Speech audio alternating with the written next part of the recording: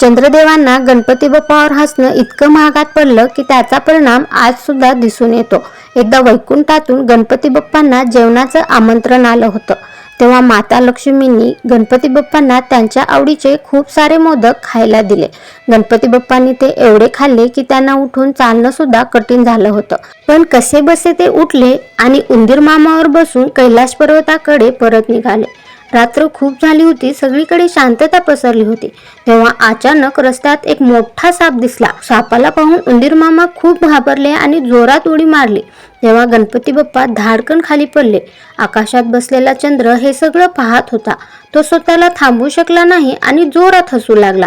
हा हा हा, हे पाहून गणेशाला खूप जास्त राग आला आणि त्यांनी वर पाहिलं आणि चंद्रदेवाला म्हणाले, तू माझ्यावर हसतोस?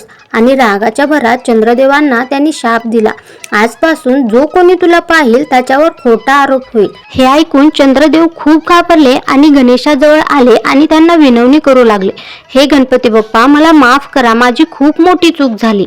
तेव्हा गणपती बाप्पा थोडेसे शांत झाले आणि त्यांनी विचार केला आणि म्हणाले, ठीक आहे, मी तुमचा शाप पूर्णपणे मागे घेऊ शकत नाही, पण त्यात थोडा बदल करू शकतो। तुम्ही महिन्यातून एक दिवस पूर्णपणे अदृश्य होशाल आणि बाकीचे दिवस तुम्ही वाढत घटत जासाल। याच गोष्टीचा परिणाम म्हणून त्या दिवसापासून अमावस्येला चंद्रदेव पूर्णपणे अदृश्य होतात आणि बाकीचे दिवस ते थोडे थोडे दिसतात, म्हणजेच वाढत घटत जातात।